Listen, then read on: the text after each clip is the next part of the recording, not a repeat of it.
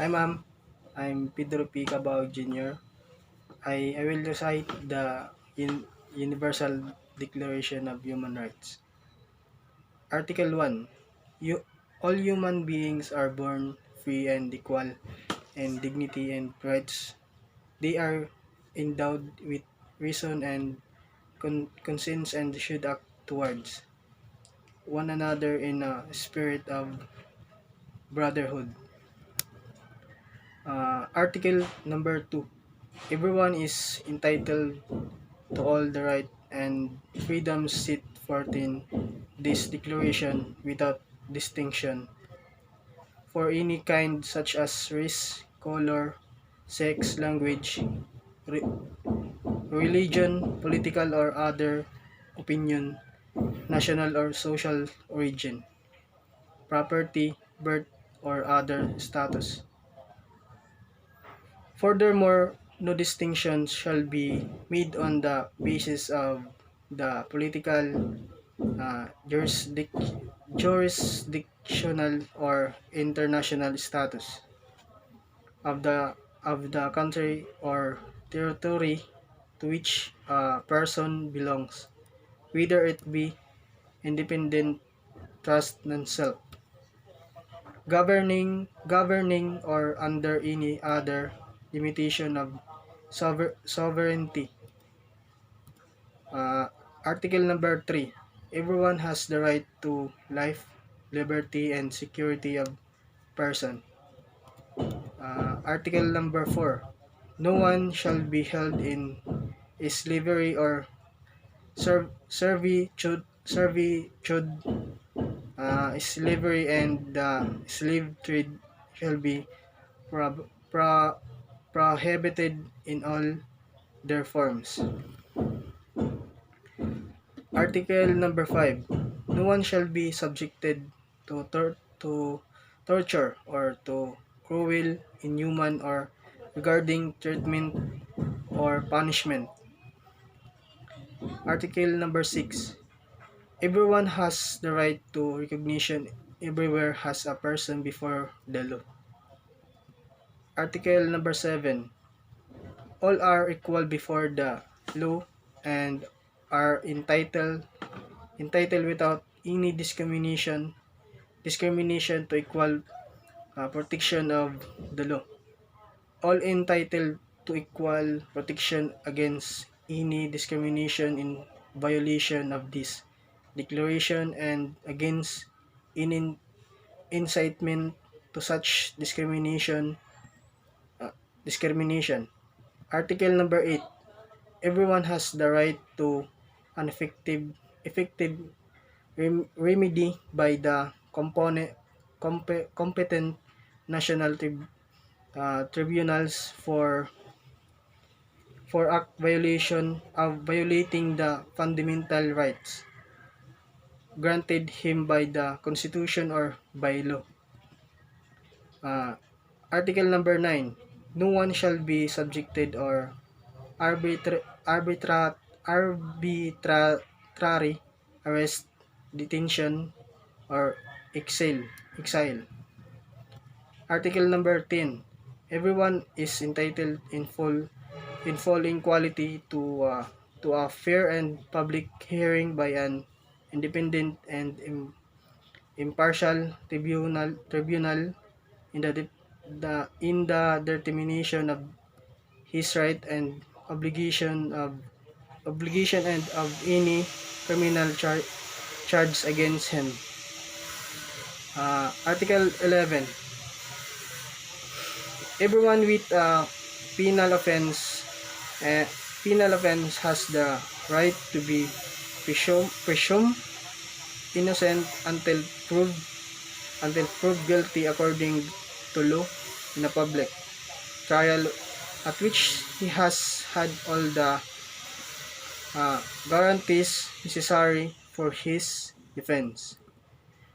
Number 2, no one shall be held guilty of any penal offense on account of any act or omission which did not constitute a penal offense under national or international law at the time when it was committed when it was committed, nor shall a heavier penalty be imposed uh, than than the than the one that was impossible applicable at the time the penal offense was committed.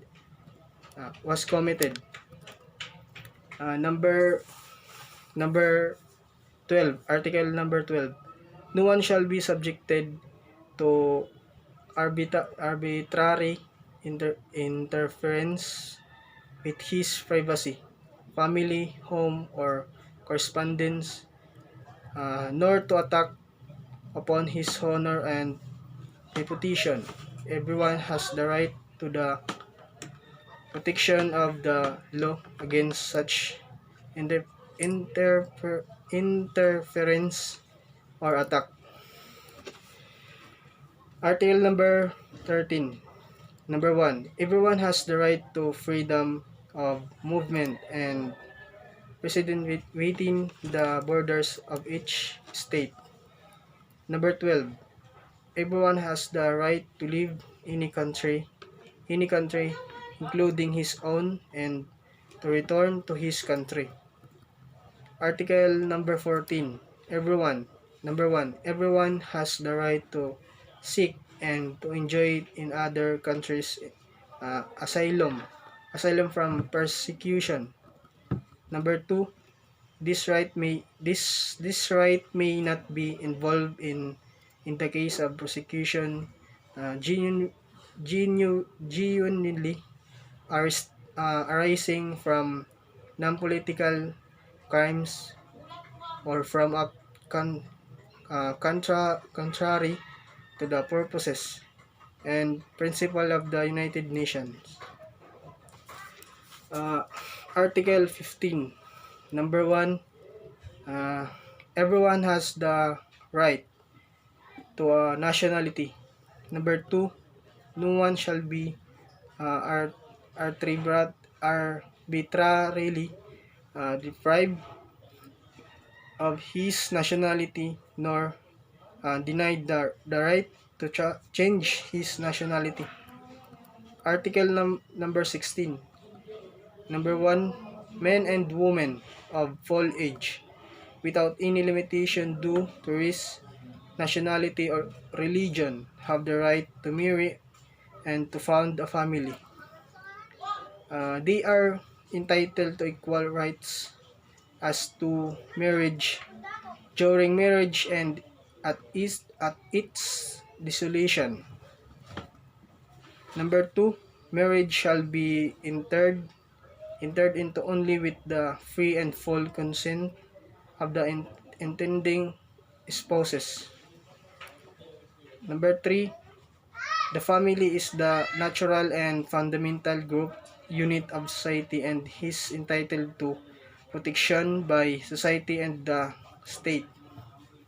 Article 17. Number 1. Everyone has the right to own property alone as well as in association with others. Number 2. No one shall be arbitrarily deprived of his property. Article 18. Everyone has the right to freedom of thought, conscience, and religion. This right includes freedom to change his religion of or belief, and freedom either alone or in community with others and in public or private to manifest his religion or belief in teaching, practice, worship, and observance. Article 19. Everyone has the right to freedom of opinion and expression. This right includes freedom to hold opinion without interference and to seek, receive, and impart information and ideas through any media media and regardless of front frontiers. Article 20. Number 1, everyone has the right to freedom of peaceful assembly and association. Number 2, no one may be compelled to belong to an association. Article 21. Uh, Number 1 is everyone has the right to take part in the government uh, of his country. Directly or through fairly chosen representative. Number 2, everyone has the right of equal access to public service in his country. Number 3, the will of the people shall be the basis of the authority of government. This will shall be expressed in periodic and genuine genuine genuine way. Uh, Election which shall be by universal and equal suffrage and shall be held by secret vote or by equivalent uh, equivalent free voting procedures. Article 22.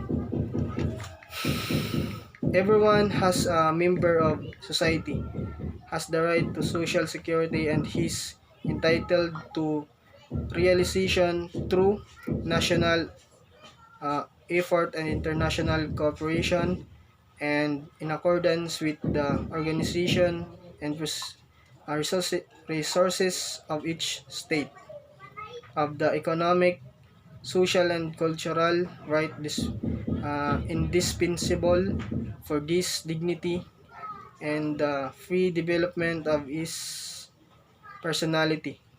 Article 23. Everyone has the right to work, to free choice of employment, to just and favorable condition of work, and to protection against unemployment. Number 2, everyone without any discrimination has the right to equal pay for equal work.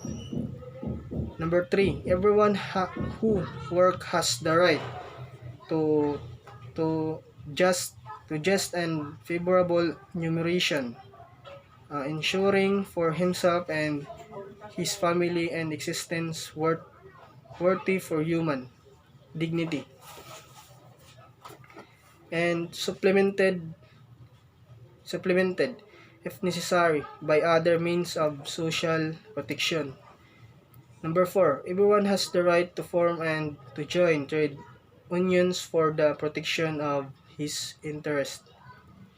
Article 24, everyone has the right to rest and leisure, including responsible limitation of working hours and periodic holidays with pay. Article 25, everyone has the right to standard of living adequate for the health and well-being of himself and of his family, including food, uh, clothing, housing, and medical care, and necessary social service, and the right to security in the event of unemployment, sickness, disability, widowhood, old age, or other lack of uh, live, livelihood uh, level livelihood in determined uh, circumstance beyond his control. Number 2, motherhood and childhood are entitled to special care and assistance. All children, whether born in or out of uh, wedlock, shall enjoy the same social protection. Article 26. Everyone has the right to education. Education shall be free at least in the elementary and fundamental age uh, stages. Fundamental stages. Elementary education shall be compulsory. Technical and professional education shall be made generally available, and higher education shall be equally accessible to all the basis of merit. Number 2, education shall be directed to the full development of the fundamental human personality and to the string is strengthening of respect for human rights and fundamental freedoms. It shall promote understanding, tolerance, and friendship among all nations, racial or religious groups, and shall further the activities of the United Nations for the maintenance of peace. Number 3, parents have prior right to choose the kind of education that shall be given to their children. Article 27. Everyone has the right fairly to participate in the cultural life of the community, to enjoy the art, and to share in scientific advancement and its benefits. Number 2, everyone has the right to the protection of the moral and material interest resulting from any scientific, literary, or artistic production of which he is the author. Article 28. Everyone is entitled to a social and international order in which the rights and freedoms set forth in this declaration can be fully realized. Uh, Article 29. Everyone has duties to the community in which alone the free and full development of his personality is possible. Number 2, in the exercise of his right and freedoms, everyone shall be subject only to such limitation as are determined by law solely for the purpose of securing due recognition and respect for the rights and freedoms of others, and of meeting the just requirements of morality, public order, and the general welfare in a democratic society. Number 3, these rights or freedoms may in no case be exercised contrary, contra, contrary to the purposes and principles of the United Nations. Article number 30. Nothing in this declaration may be interpreted as implying for any state, group, or person any right to engage in any activity or to perform any act aimed at the destruction of any of the right and freedoms set forth herein. That's all. Thank you.